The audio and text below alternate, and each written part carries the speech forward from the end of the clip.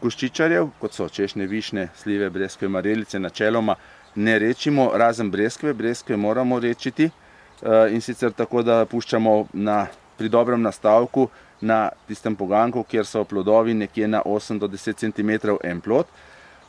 Letos oziroma pogosto pa se pojavlja pri češnjah takole, da se plod razvija nekje do polovice debeline, potem pa se ustavi, prej pordeči kot ostale češnje in takole zakrni.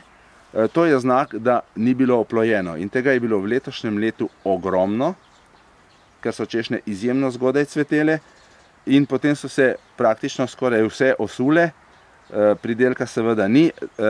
Rečenje pri koščičarjih pa ni potrebno, ker so vsi koščičarji relativno zgodni, predvsem češnje, višnje, in je potem še dovolj dolga vegetacijska doba, da se cvetni brsti za naslednje leto dobro razvijajo.